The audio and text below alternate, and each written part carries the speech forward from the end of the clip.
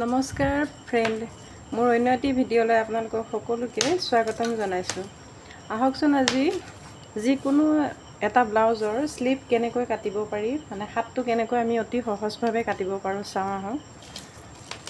আশা কৰোঁ আপোনালোকে মোৰ ভিডিঅ'টো শেষলৈকে চাব, আৰু ভিডিঅ'টো চাই যদি কিবা উপকৃত হৈছোঁ বুলি ভাবে তেনেহ'লে মোৰ চেনেলটো লাইক ছাবস্ক্ৰাইব কৰি দিব আৰু কাষতে থকা বেল আইকনটো দবাই দিব, যাতে মোৰ ভিডিঅ'সমূহ সকলোতকৈ প্ৰথমে আপোনাৰ কাষলৈ যায়। আহকচোন পলম নকৰি তেনেহ'লে স্লিপ এখন কেনেকৈ কাটিব পাৰি চাওঁ। আমি যিকোনো চাইজৰ ব্লাউজৰ এটা স্লিপ কাটিবলৈ হ'লে আমি সদায় ব্লাউজৰ যিটো চাইজ, সেই চাইজটোক আমি 30ৰে মানে 30ৰে ভাগ কৰিব লাগিব। ধৰি লওক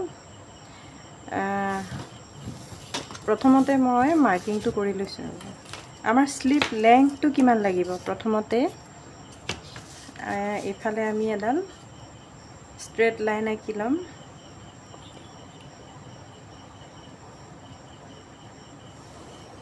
এইটো চিধা এডাল আঁচ টানি ল'লোঁ।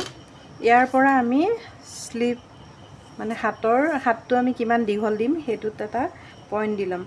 আমাক যদি 10 লাগে হাতৰ দীঘলটো, তাৰ লগত আমি 1 প্লাছ কৰি ল'ম।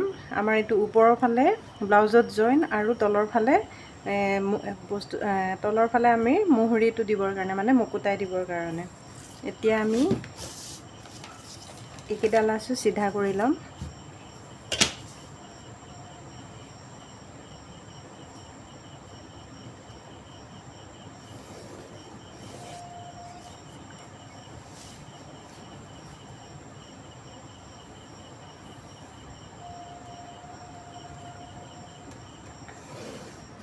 ইয়াত আমি এতিয়া চিধা কৰি ল'লোঁ। এতিয়া আমাক লাগিব স্লিভ ৰাউণ্ডটো। স্লিভ ৰাউণ্ড মানে এনেকৈ আমি যিমানখিনিলৈকে আমাৰ লেংথটো দিম, তাত এনেকৈ আমি যিটো ফিটিং দিম, সেইটো ফিটিংটো আমাৰ 5.5 আছে। 5.5 আৰু আমি এক্সট্ৰা কিমান দিম, এক্সট্ৰা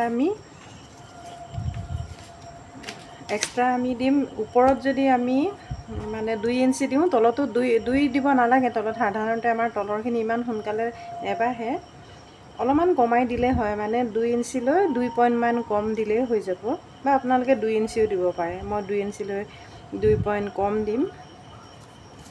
এইটো হৈছে আমাৰ ফিটিং। তাৰপাছত আহিলে এতিয়া আমি এই ওপৰৰ পৰা আমি কিমানখিনি ডাউন কৰিম। যদি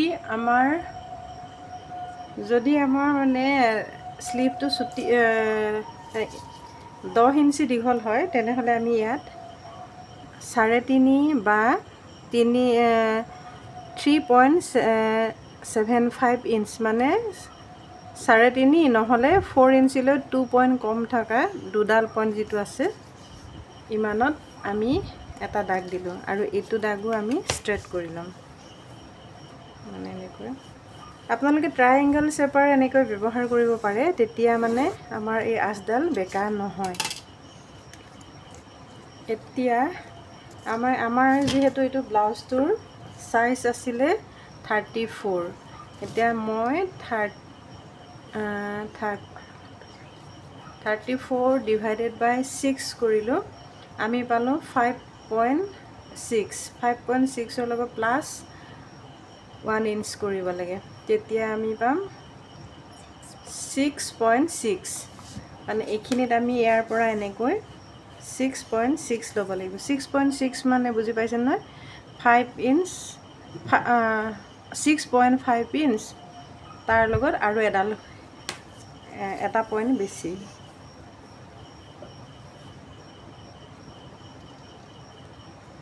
এইখিনিতে আমি এটা দাগ দিম, আৰু আমি ব্লাউজত যিমানখিনি আমি এক্সট্ৰা লৈছিলোঁ, মানে এক্সট্ৰা যিটো মাৰ্জিন লওঁ, সেইটো ইয়াত আমি 2 ইঞ্চি লৈছিলোঁ তাত, গতিকে ইয়াতো আমি 2 ইঞ্চি ল'ম। এতিয়া আমি এই পইণ্টটো আৰু এইটো পইণ্ট এনেকৈ জইন দিম, আৰু এইটো আৰু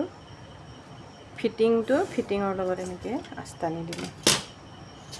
এতিয়া আমি এইটো এনেকৈ চিধা কৰি ল'ম। তাৰ পাছত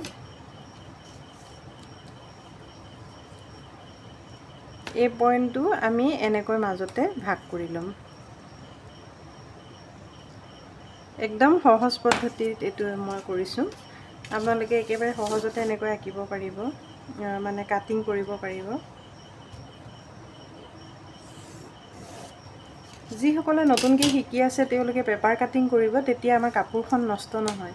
যদি আমি ডাইৰেক্ট কাপোৰতে কাটি দিওঁ তেনেহ'লে আমাৰ কাপোৰখন নষ্ট হোৱাৰ চান্স থাকে। এতিয়া এই পইণ্টটো আৰু এইটো পইণ্টো এনেকৈ আমি ভাগ কৰি ল'লোঁ।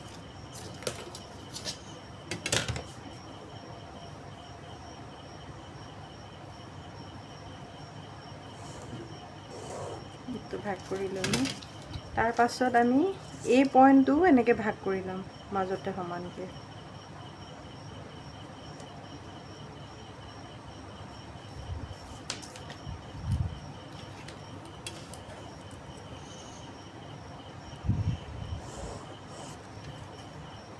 এতিয়া এইটো পইণ্টৰ পৰা আমি এই পইণ্টলৈ এনেকৈ লৈ যাম।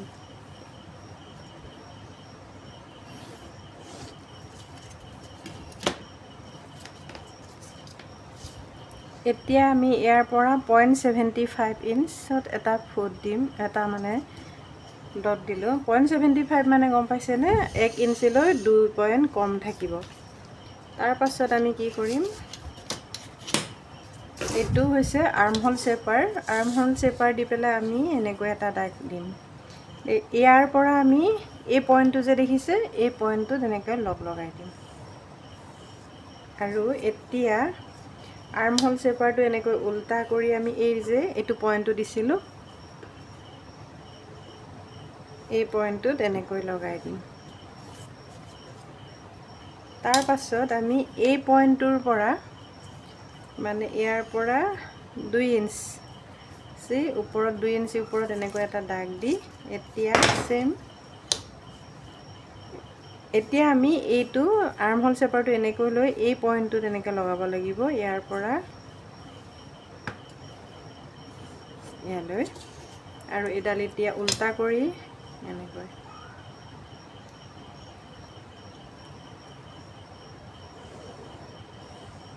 দেখিছেনে, এইটো আমাৰ পাৰফেক্ট আৰ্মহোল চেপ কাটা হৈ গৈছে।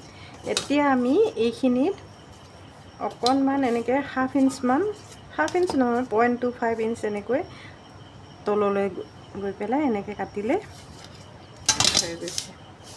দেখিছেনে কিমান সহজে আমি স্লিভ এটা কাটিব পাৰোঁ। আমি যিকোনো স্লিভ কাটিবলৈ সদায় মনত ৰাখিব লাগিব, ব্লাউজৰ ছাইজ ডিভাইডেড বাই 6 মানে 6ৰে হৰণ কৰি পেলাই তাৰপিছত যিটো পোৱা যায় তাৰ লগত 1 ইঞ্চি প্লাছ কৰি দি পেলাই এই পইণ্টটো দাগ দিব লাগে। তেতিয়া আমাৰ স্লিভটো একদম পাৰফেক্ট ফিটিং হৈ যায়। এইটো এতিয়া আমাৰ স্লিভ কিমান লাগিছিলে, সেয়া 8 ইঞ্চি, মানে আমাৰ গোটেই স্লিভ ৰাউণ্ডটো হৈছে 16 ইঞ্চি। আশা কৰোঁ মোৰ ভিডিঅ'টো চাই আপোনালোকে ভাল পালে। যদি মোৰ ভিডিঅ'টো চাই ভাল পাইছে বা কিবা এটা শিকিব পাৰিছোঁ বুলি ভাবিছে, তেনেহ'লে মোৰ ভিডিঅ'টো লাইক আৰু ছাবস্ক্ৰাইব কৰি দিব, লগতে কমেণ্ট এটাও কৰি দিব। আৰু কাষতে ছাবস্ক্ৰাইব কৰি কাষতে থকা বেল আইকনটো দবাই দিব, যাতে মোৰ ভিডিঅ'বিলাক আপোনালোকৰ কাষলৈ অতি সহজতে যায়। মোৰ ভিডিঅ'টো শেষলৈকে চোৱাৰ বাবে আপোনালোকক ধন্যবাদ। আজিলৈ আহিছোঁ, আৰু এটা ভিডিঅ'লৈ নেক্সট আকৌ লগ পোৱাৰ আশাৰে আজিলৈ বাই বাই।